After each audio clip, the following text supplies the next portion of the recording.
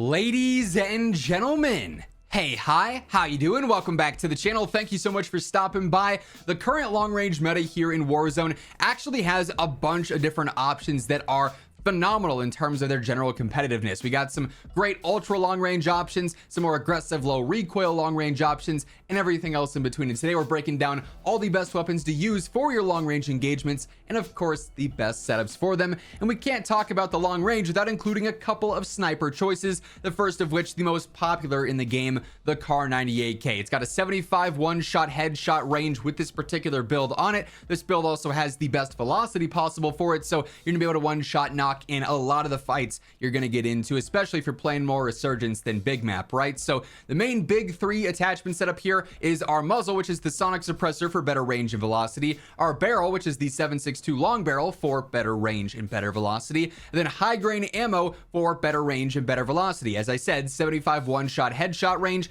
925 velo is basically hit scan in that range as well. For an optic, this is mostly preference. I've been using the Endless AS7 pretty much since the car dropped. Recently messed around with the range collar. I like the feel of this as well, but this is totally about what scope you're comfortable with, what optic you're comfortable with. Find one that you like and then run it, you know, then change it up if you're not feeling accurate with it. Then lastly, no stock on here, faster ADS, better strafe, better general movement, just makes the whole gun a lot more aggressive, and been loving the feel of that. Not a major change to the car as of late. It's still an absolutely great choice for any long range engagements as a one-shot capable weapon. Then of course we've got ultimate long range capabilities with the KATT AMR, a one-shot headshot range wherever you're fighting. 250 meters or 50 meters, it doesn't matter. This is obviously much slower and much heavier than the car, which is why it's maybe better a little bit more for big map as opposed to Resurgence. I personally also like this a little bit more than the Moors. The Moors at times can just feel a little bit inconsistent. This to me is a lot more predictable and a lot more standard. Because we do have that infinite one-shot range,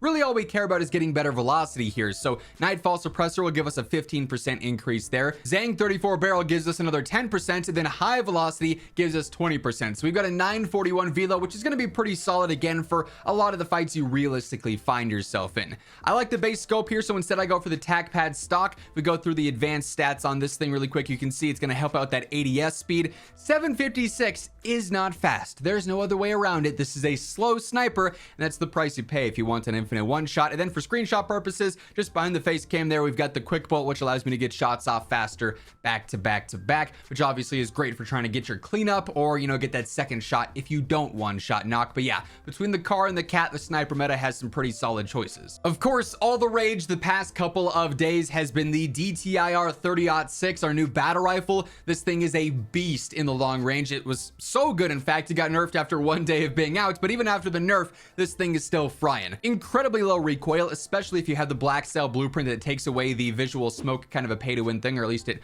was. Maybe it's been nerfed by the time this video goes up, right? But even then, besides that, low recoil, great damage, incredible velocity. It's basically the STG but better from last season, right? So here, Quartermaster Suppressor makes this thing even more laser-like. You are not going to have to worry about recoil whatsoever here. So incredibly easy to pick up and just fry with it.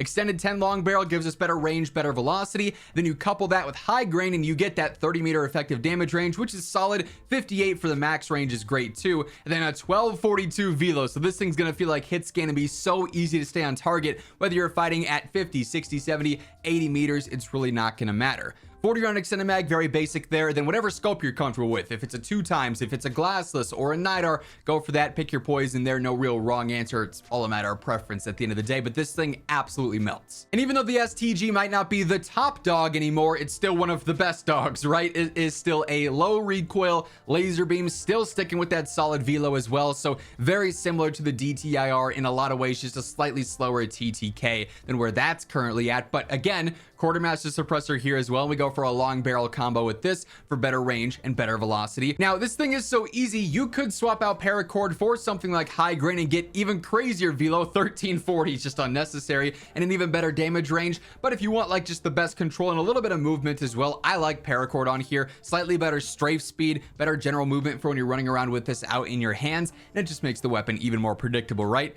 50 round extended mag here is the max, so of course we're running that. And then again, I rock night art. You guys know I love this optic, but glassless 2.5, whatever else would also be totally fine here as well if you're comfortable with a different scope. But yeah, the STG is still feeling great. Now the BP50, even though the damage per mag is not phenomenal over range, is actually one of the better TTK options in the rifle category over range, which is kind of interesting. So if you're accurate with this thing, it's going to be very rewarding, and it just so happens that it's incredibly easy to be accurate with this thing. In fact, so easy in my opinion, I don't even use an underbarrel on this particular setup because it's so straightforward. It's such a laser beam. Instead, we got quartermaster suppressor yet again, lower 9 heavy barrel, better range, velocity, and a little bit of control too, which is always nice. We go for high grain ammo, up over 1,000 velo, solid effective damage range. If you really need extra control, you could drop high grain and throw on a paracord or a slash or a Bruin heavy and see if one of those works well for you, but not entirely necessary in my opinion.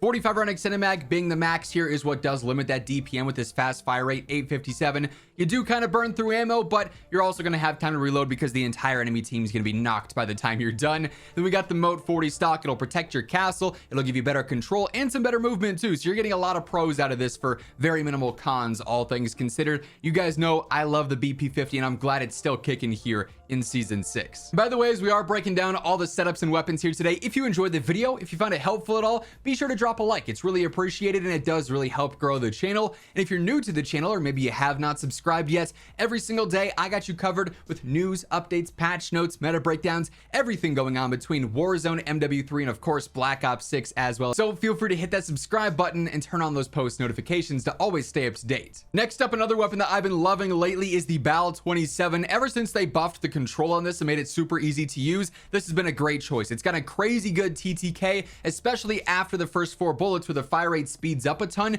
You can just melt with this thing. I also think it's got super clean iron sights, so I end up just base rocking irons. If you really wanted a scope on here, you'd probably have to drop either high grain or paracord, I would imagine, but just because Crown H3, it's doing 20% to your range, that's huge. Another 11 to your velo is really solid as well. Plus you get a little bit of movement out of that for basically irrelevant cons for the long range.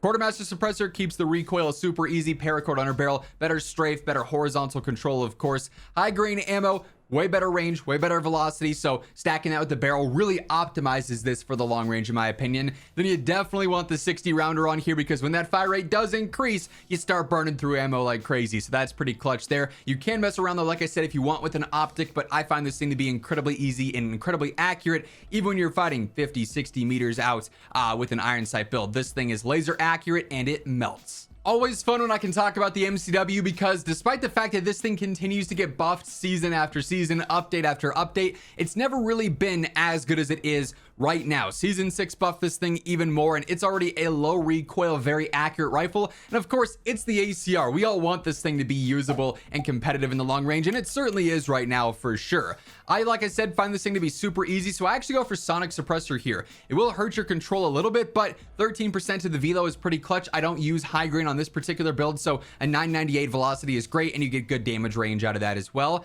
Cyclone long barrel, better range, better velocity as well. No control here, not super necessary, especially when we already have paracord on there, making the weapon more predictable, giving us some decent movement as well. 60 round extended mag, that's all you need for ammo. Not a crazy fast fire rate, so you won't have to worry about that at all. And then again, whatever scope you're comfortable with. I like the 2.5 in this case for some of those longer range fights, but yeah, this thing is low recoil, easy to use, and of course it's a fan favorite that we've been waiting to use effectively all year long. Briefly shifting away from the assault rifles, we actually got an LMG that's great right now and has been for a little bit, the Eradicator. This thing melts.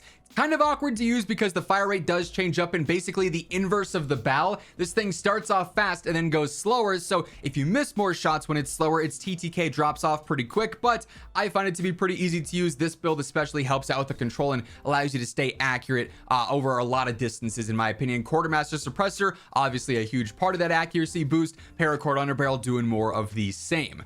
Conquer 70 long barrel on here, way better range and velocity, 25% to your range, 30 to velo is crazy good. And then high grain stacks up, so you're at a 1255 velocity, which means that if you're fighting at 50, 60, 70 meters, even with this iron sight build, it's going to be so easy to stay on target because you don't have to worry about bullet drop or bullet lead. It's just going to shred at all ranges while being low recoil. And then the core stock helps out even more with recoil as well. If you needed an optic on this thing, I'd probably recommend swapping out the core stock. That's the least important impactful of the main 5 here, but this is an iron sight build, is one of my favorites in the game. It gets the job done incredibly efficiently. Hey everyone, real quick, want to give a huge shout out to my friends over at Gamer Advantage. You guys know by now, if you're active viewers here on the channel, that I am always rocking my Horizon frames. These are by far my favorite frame style and fit, but they got a little bit of something for everyone. Multiple different frame styles and different colorways for all those frame styles. They offer prescription and regular lenses, so no matter what your situation is, if you're looking at screens for long periods of time, whether it is school, work, whatever the case may be, Gamer Advantage is a must-have. Reduce your eye strain, sleep better at night. They're doing so much for you. They truly are game changers, and that's why I'm wearing mine every single day. If you ever want to get a pair for yourself, throw in code IMMORTAL at checkout and you'll get a nice little discount. The link for that will be down in the description below. The SVA has also received a couple of buffs lately, and this thing, when you use it in its burst fire mode, or hyper burst rather, is crazy. It's got essentially no recoil, meaning it's so easy to just spam this over range and not really have to worry about working to get kills. It's going to be easy to stay on target, and as long as you can spam your trigger fast with the hyper burst, you're set. Because we don't have to worry about recoil, sonic suppressor is a great choice here, upping that velocity and the range a little bit. Precision barrel, it offers some control that doesn't really matter. What we care about here are, again, those range and velocity benefits. Then high grain as well, range and velocity benefits. 1134 velo rocks, a 50 meter effective damage range is great as well. We got a 60 round extended mag on there, and then the 2.5 times eagle eye, or whatever scope you want to use there. We don't literally have to worry about recoil at all, and so long as you can spam, you're gonna be set. This is probably the easiest burst weapon in the entire game. Then another super low recoil, easy to use weapon, the Holger 5.56. Been loving this thing as of late. It's a little bit limited on its ammo, like the 40 round is its max here, but its fire rate's only 588. So you're not gonna burn through the 40, but it is something that's noticeable here and there. I run the glassless on here. That works well for me. Switch out if you want though. High grain ammo up in that velo in that range yet again. And then same deal with Cryo 6 match. 73 meter effective damage range. Like what? That's ridiculous. 1000 velo is great as well. Then for the muzzle, it's a matter of preference. Sonic here, I think, is great, being able to extend that range and that velocity, but if you want max control, no recoil whatsoever, Quartermaster would also work great there too. So mess around, see what feels comfortable for you, but yeah, the Holger is a great choice right now. And then lastly, to close us out today, we got the MTZ 5.56, another weapon that's got, I swear, like 6, 7, 8 buffs in a row maybe. It just keeps getting better and better and better and better. It's already super low recoil as well, so it's a pretty straightforward setup. Quartermaster is going to make sure you have the best control possible there. Basically, the Clinch Pro barrel I actually really like because you're getting a ton for range and for velocity. If you want a little bit more control, you could always do recoil with the Drifter Heavy Long. That'd be a good choice too. It's just doing a little bit less for your velo, and I like to try and get this up over 1,000 where possible. That's why I'm also running high grain yet again. 50 round extended mag, you do noticeably burn through this with that 810 fire rate. That's a little bit faster, but it's the max, so you got to live with that. And then the glassless or the NIDAR or 2.5 times or whatever other optic you want to use, go for it. You'll be set, and you can really pick your poison with this list here today. So many good long range choices in the game, depending on your play style, what type of weapon you're looking to use. There's some fun choices. It is going to wrap things up though. If you enjoyed the video or found it helpful, be sure to drop a like on it, and on your way out, hit that subscribe button to always guarantee you're in the know for everything going on in COD. But once again, thank you so much for tuning in, and until next time, take it easy, have an awesome rest of your day, and I'll catch you later. Peace out.